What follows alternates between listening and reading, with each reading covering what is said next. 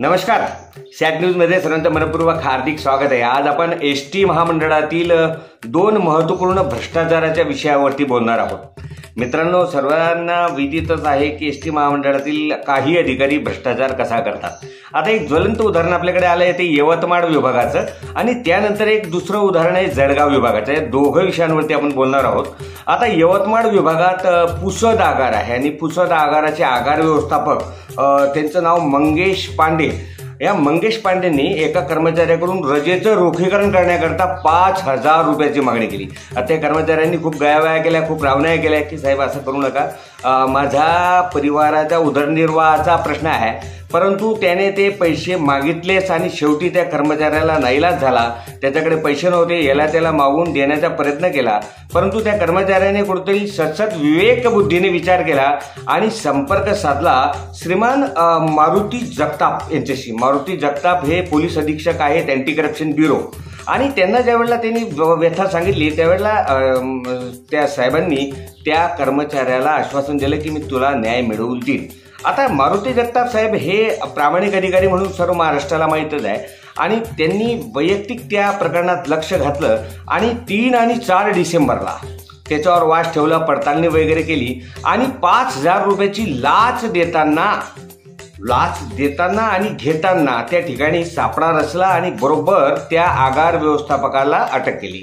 आता मंगेश पांडे नावाचा जो अधिकारी आहे तो यापूर्वी अनेक प्रकरणात सहभागी असू शकतो. या शंकेने त्यांना अटक करण्यात आलेली आहे. पुढची कारवाई सुरू आहे आणि मला सांगा की ह्या सर्व कारवाईत जर त्या मंगेश पांडेला कडक शिक्षा झाली तर ती आनंदाची बाब ठरेल आणि एसटी महामंडळासाठी ही सुखद बाब ठरेल. यापूर्वी अनेक घटना घडलेल्या आहेत. त्यात अनेक डेपो मॅनेजर असतील, DC असतील, यांनी पैशांची मागणी करण्याचे प्रकार घडलेले आहेत. आणि बऱ्याचदा असं होतं ना की ते अधिकारी म्हणतात की आमचे हात खूप वरपर्यंत आहे, त्यामुळे ते याला वाचा फुटत नाही. आणि दुसरी महत्त्वाची गोष्ट की सर्वसामान्य कर्मचारी का बोलत नाही, तर त्याचं मागचं कारण असं आहे, एसटी महामंडळात असं आहे की तुम्ही मीडियावर किंवा कुठे बोलले की लगेच ते कलम लावतात की तुम्ही वृत्तपत्रात माहिती दिली, तुम्ही सोशल मीडियावर बोलले म्हणून तो चार्जशीट, आरोपपत्र, हे जे चुकीचे प्रकार सुरू आहेत त्यामुळे हा भ्रष्टाचार बाहेर येत नाही. वास्तविक पाहायला गेलं तर हे जे काही भ्रष्टाचारी अधिकारी आहे, जे काही कुकर्म करतात, हे बाहेर आलं पाहिजे आणि यांना शिक्षा झाली पाहिजे. आता माझी वैयक्तिक इच्छा अशी आहे की यांना नागडं करून गाढवावर या हरामखोरांची झेंड काढली पाहिजे.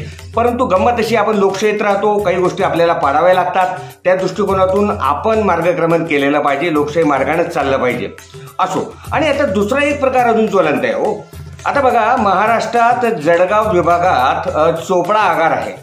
या चोपडा आगारामध्ये स्वच्छता अभियानाचं पहिलं बक्षीस मिळालं 50 लाखाचं. आता सर्वांना आनंद झाला की स्वच्छता अभियानाचं हे 50 लाखाचं बक्षीस मिळालं. अरे म्हणजे किती स्वच्छ असतील हे लोक, पण त्या स्वच्छतेमागे किती अस्वच्छता आहे त्याचं उदाहरण देखील तिथेच पाहायला मिळालं. आता तुम्ही म्हणाल कसं, मी तुम्हाला सांगतो. 50 लाखाचं बक्षीस मिळालं, मग त्या 50 लाखाच्या बक्षीसमधून 40% रक्कम जी आहे ती कर्मचाऱ्यांना वाटप करावा असा आदेश निघाला. आता 40% रक्कम जर प्रत्येक कर्मचाऱ्याला वाटप केली तर जवळपास 400 कर्मचारी. आता हे 400 कर्मचाऱ्यांच्या हिशोबावर प्रत्येकाच्या हिशोबावर येतात 5,800 रुपये, बरोबर. आता 5,800 प्रत्येकाला वाटप करता तिथून एक नवीन उगम झाला की अरे या कर्मचाऱ्यांना 5,800 का द्यावे, काहीतरी ते म्हणून पैसे निघायला पाहिजे की नको. मग काही 7-8 कर्मचाऱ्यांनी एक नवीन मोहीम हाती घेतली की आपल्या साहेबांना आपण कार घेऊन देऊ. आता साहेबाच्या याला छुपा पाठिंबा असेलच. मग कार घेऊन देण्याकरता जे 5,800 आहे त्याच्यातून 1,000 रुपये मागायला सुरुवात केली. म्हणजे 1,000 रुपये जरी मागले तरी 4 लाख रुपये होतात. 4 लाख मध्ये सेकंड हँड असेल किंवा नवीन असेल कोणती तरी कार बसते. या दृष्टिकोनातून मग त्यांनी काय केलं, त्या लोकांना बरोबर जमा करून त्यांच्याकडून पैसे घेऊन घेतले. आता हे प्रकरण ज्या वेळेला आता कानोकानी इकडे तिकडे ते माहीत पडणारच. मग त्यामुळे हे माहीत पडलंय. आता आमच्याकडे जे सुरक्षा दक्षता अधिकारी म्हणजे जळगाव विभागातले सुरक्षा दक्षता अधिकारी आहे ते जागरूक आहे. त्यांनी लगेच याच्यावर कारवाई केली आणि ते जाबजबाब सुरू केले आणि याची लेखी तक्रार देखील झालेली आहे मोठी. तर ह्या तक्रारीच्या अनुषंगाने असं समजतं की अधिकारी इतक्या मोठ्या प्रमाणात या ठिकाणी पैसे जमा करतात. मग या अधिकाऱ्यांवरती वरद हस्त कोणाचा असतो, कोण तो हरामखोर असतो की जो या सर्वांना हे मॅनेज करतो. कारण एकीकडे जर पाहिलं तर महाराष्ट्राचं आदर्श उदाहरण आपल्याकडे माननीय एकनाथराव शिंदे साहेब आहेत की ज्यांच्यामुळे एसटी महामंडळाला नवीन दिशा प्राप्त झाली, आपल्या एसटी महामंडळाचा फायदा झाला. दुसरीकडे आपले जे VCMD साहेब आहेत कुसेकर साहेब, त्यांनी देखील आदर्श प्रस्थापित केलेला आहे. त्यांनी देखील आता नवनवीन जे त्यांचे आदेश जर आपण बघितले तर त्या आदेशात कर्मचाऱ्यांप्रती सहानुभूती दिसते. ज्याप्रमाणे रावते साहेबांचा कार्यकाळ होता त्याप्रमाणे बराच कार्यकाळ आता देखील आला की कर्मचाऱ्यांप्रती सहानुभूती निर्माण करण्याचे प्रयत्न आहेत. परंतु हे अधिकारी म्हणजे विशेष म्हणजे संपानंतर यांची मनस्थिती बदलली. कारण काय झालं, आपण इकडे संविधान साक्षर म्हणत गेले आणि ह्या अधिकाऱ्यांनी त्यांचा फायदा उचलला. हे सर्व जे अधिकारी यांची एक फार मोठी साखळी असू शकते. यांना या कायदेशीर फटके मिळायला पाहिजेत आणि इतके जोरात फटके मिळायला पाहिजेत की हे सर्वसामान्य एस टी कर्मचाऱ्यांचा नांदी लागता कामा नये. आणि एस टी कर्मचारी म्हणजे काय हो, आता ड्रायव्हर, कंडक्टर, मेकॅनिक ही जात अशी आहे ना की रात्रंदिवस कष्ट करण्याशिवाय यांच्यासमोर कोणताही पर्याय राहत नाही.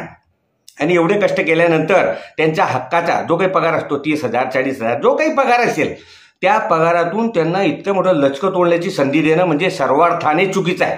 आणि जिथे जिथे असा प्रकार घडत असेल तिथे तिथे लोकांनी अँटी करप्शन ब्युरो म्हणजे लाचलुचपत प्रतिबंधक विभाग या ठिकाणी डायरेक्ट त्या कार्यालयात जायचं. अतिशय चांगला विभाग आहे, मदत करतात आणि शेवटपर्यंत मदत करतात. तुमचं काम होईपर्यंत ते तुमच्या सोबत राहतात. या विभागाशी संपर्क साधावा आणि हे एस टी महामंडळातील जो काही भ्रष्टाचार करणारे काही अधिकारी आहेत त्यांचा भ्रष्टाचार मोडून काढायचा. यानंतर अजून काही प्रकरणं डोळ्यासमोर येणार आहेत. थोडी वाट बघा, फार मोठी मोठी प्रकरणं घडणार आहेत. परंतु सर्वांनी या संदर्भात जागृत राहणं अतिशय गरजेचं आहे. जय हिंद, जय महाराष्ट्र.